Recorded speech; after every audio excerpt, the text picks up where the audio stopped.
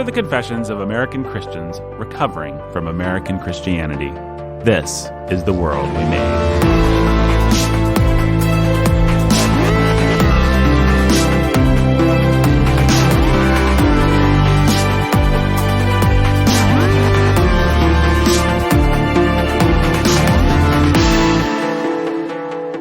This is Nathan Albertson, your humble and obedient host. We're joined by our good friend, Pastor Jacob Menzel. And today, this is part 6 of our discussion with Pastor Tim Bailey on the nature of fatherhood. We're going to talk about education. How do you educate your children? Homeschool, private school, public school. Now, you got that absolutely all figured out, right, Jake? You have it nailed to the wall. You know exactly what to think, and you were prepared to tell everyone else exactly what to think about this, I'm going to tell you right? exactly what to think right now.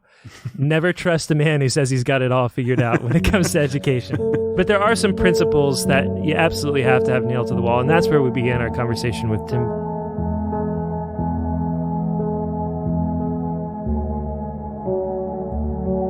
Several times I've heard from people, the one criticism I've heard is that they love the chapter on discipline and they can't stand the chapter on education and instruction. The reason is that in the chapter on teaching, what I end up doing is not giving them the specifics of how they should raise their children. I don't hawk the merits of the trivium. I don't tell them that Charlotte Mason is the best. I don't tell them to put their kids in a Christian school or homeschool or public school. I don't do any of that stuff.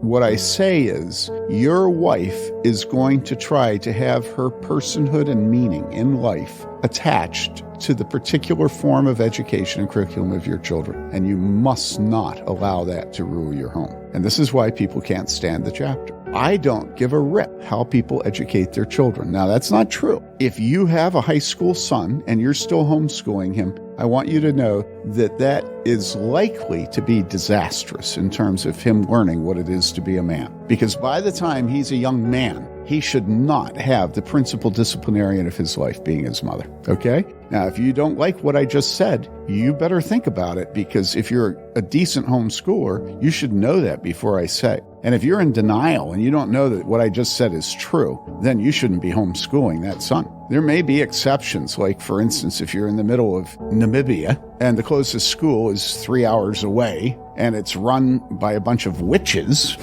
I can see there are some cases where a high school son should be homeschooled, right? But what fathers need to do, there are 2 things that are absolutely essential for a father to bring in his home and to rule the home in such a way that they are inescapable in his home. And one is the fear of God, and the other is proper priorities.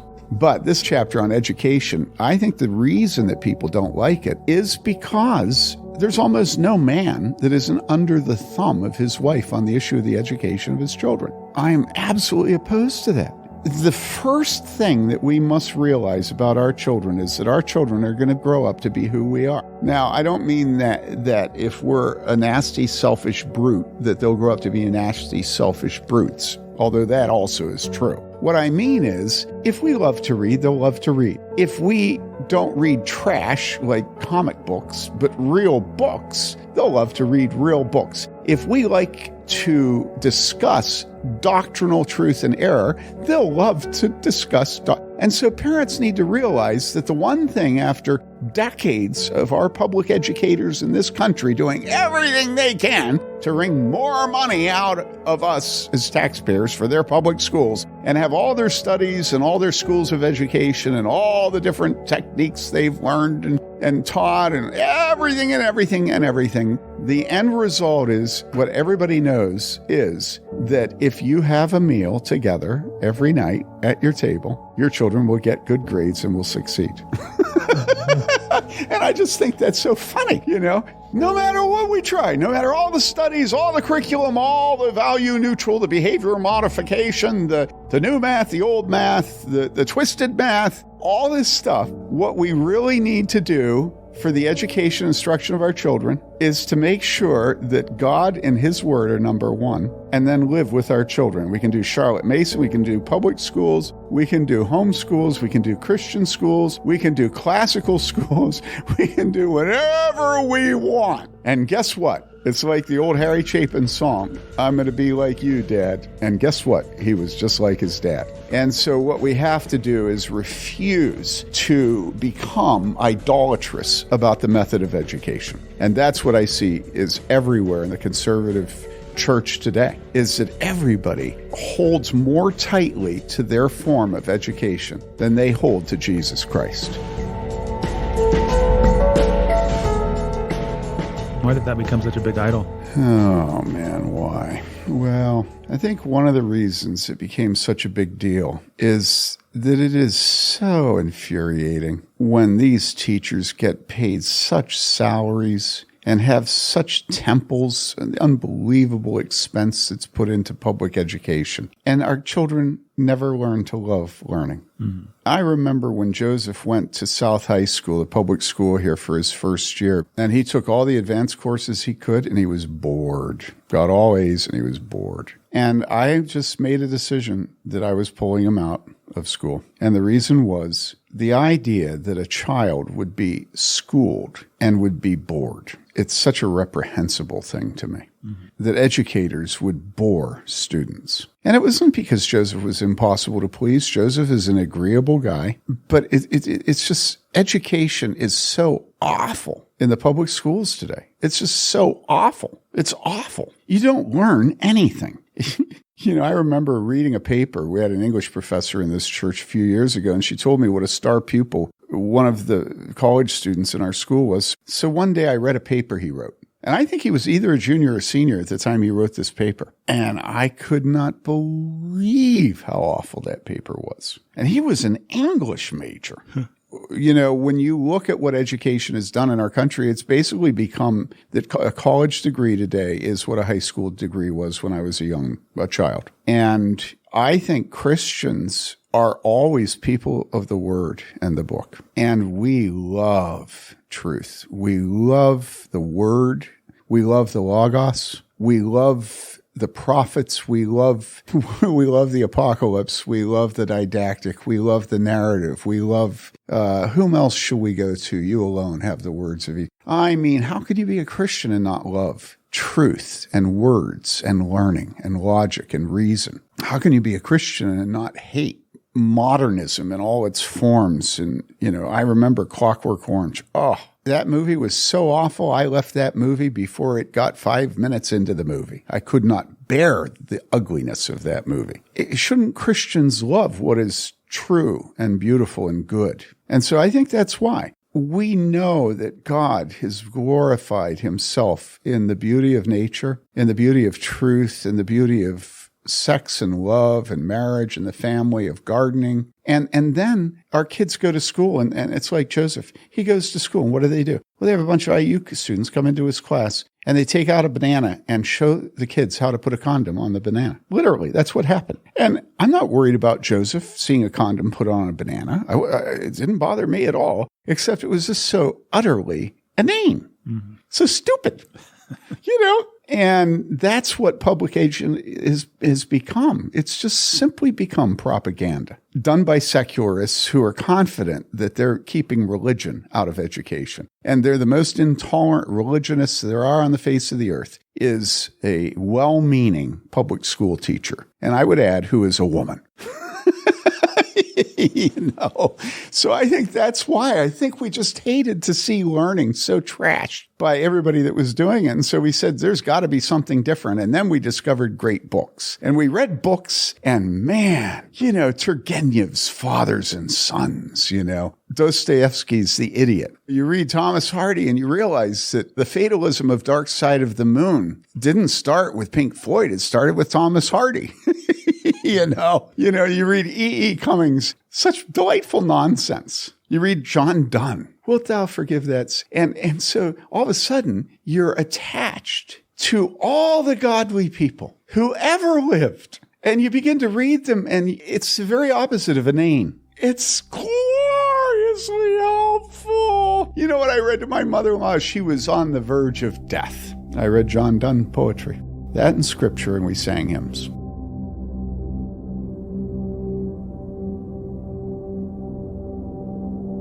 So I know that education is important, but what I would say to you as dads is, as much as you're able, and you may never have been raised to love reading, and I don't want to guilt trip you, I don't, as you would say, Nathan, punish you. I don't want to punish you for that. But I cannot separate the Christian life from words. I can't do it.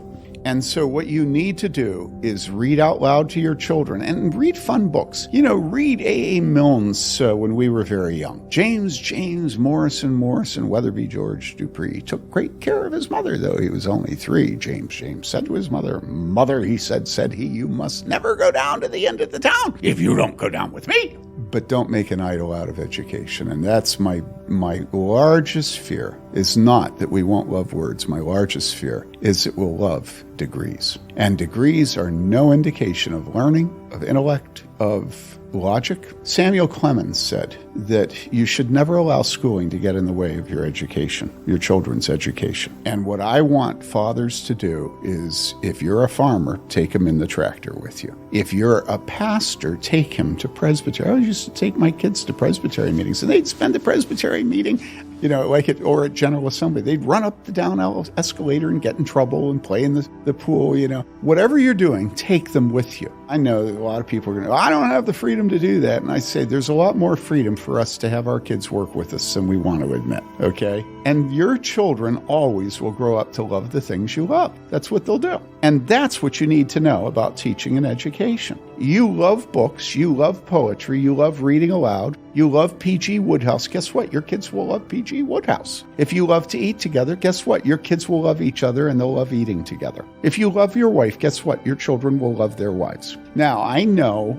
that people are going to say, well, my dad didn't love my mother. And I say, look, there are all kinds of things that we have to do that we didn't see our parents do. So stop whining and ask God to give you the grace to do the things you didn't see modeled when you were growing up. And I have to tell you that my father was no good at being a father when I was an adolescent, okay? It's the dirty truth. And so when I had an adolescent son become an adolescent, reach puberty, I asked Tim Wagner, an elder in this church, to pray for me because I knew I had no clue what I was doing. And I'm not going to talk about it except to say God showed me what to do. And Tim prayed, and you wouldn't believe the sweet relationship I have with my 2 sons. And that's not because of anything about me. I know they get irritated with me all the time and everything. And actually, they do irritate me too.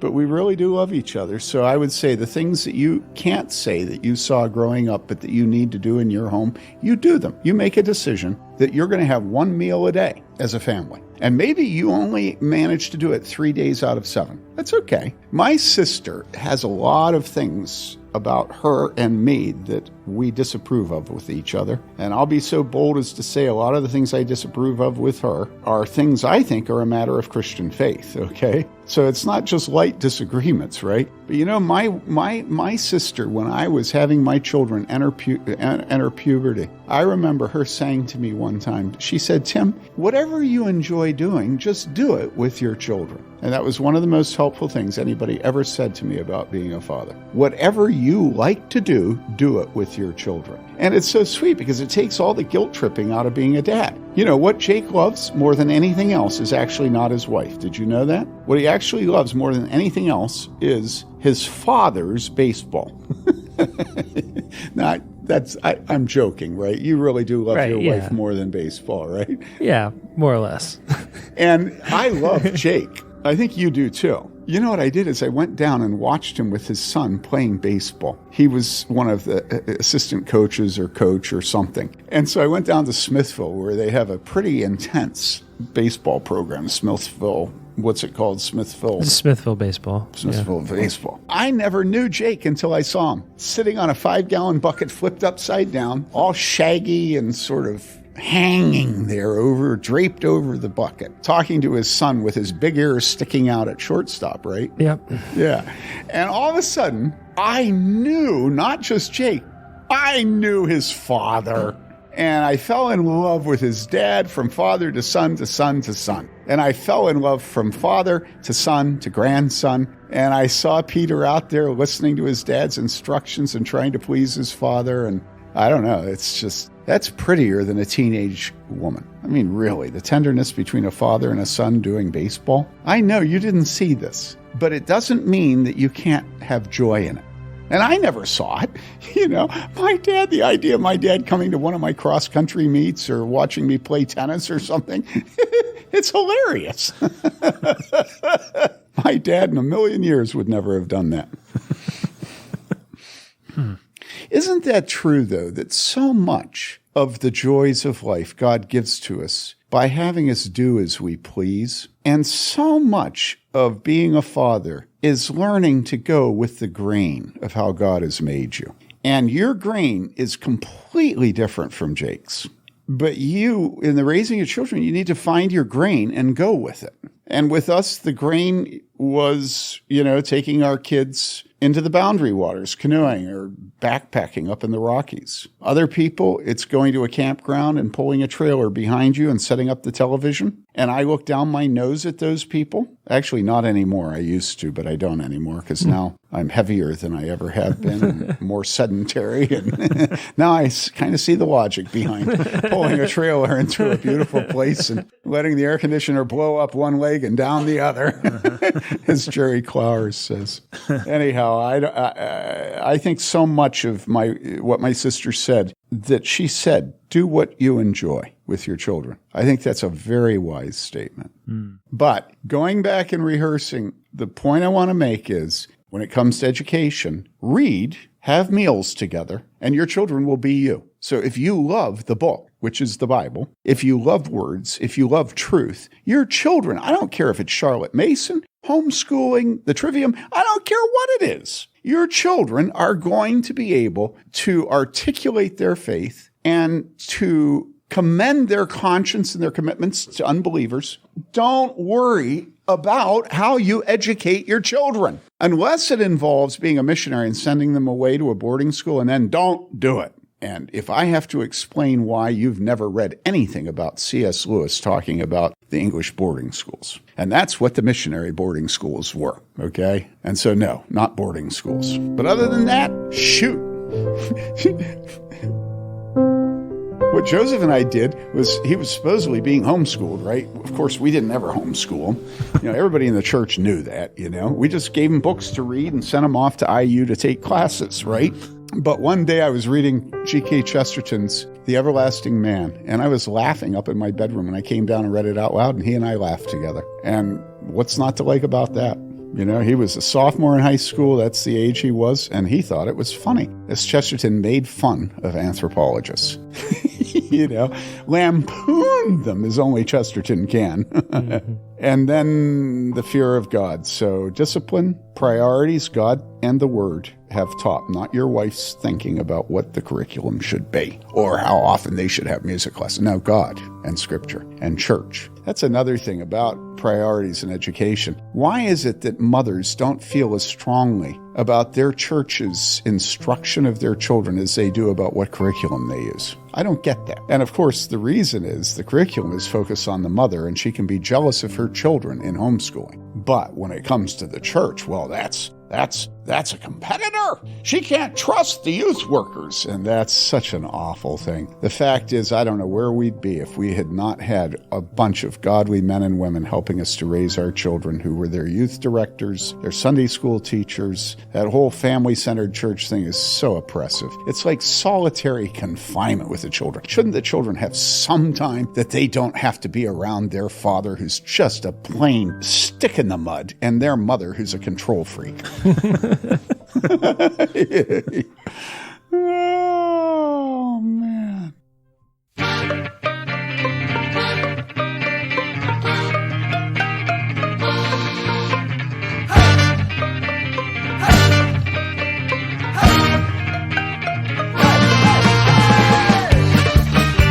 The World We Made was produced and executive produced by Jacob Menzel and Nathan Alberson. You can find more great content at warhornmedia.com or find us on social media under @warhornmedia.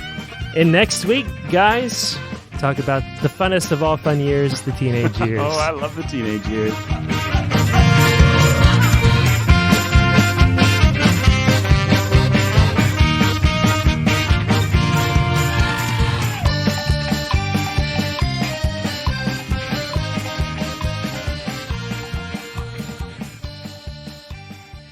Hey, everybody, if you enjoyed today's program, be sure to go to patreon.com/Out of Our Minds, where you can sign up to support Out of Our Minds, which is the home for the writing of Tim Bailey and many others on our very own warhornmedia.com. It's also the home of this very podcast. Also, be sure to listen to me and Jake's other podcast, Sound of Sanity. Each week, Jake, myself, our beloved engineer Ben, and the kooky denizens of Sanityville take you on a kaleidoscopic comedic journey through sex, family, church, culture, and pop culture. There's skits, songs, debates, and some good old-fashioned preaching, all designed to remind you that you, Christian, are the sane one. It's them that are crazy. It's a show that's come a long way from its humble beginnings. I really love it. Check it out. It drops every Tuesday on warhornmedia.com or wherever you get your podcasts.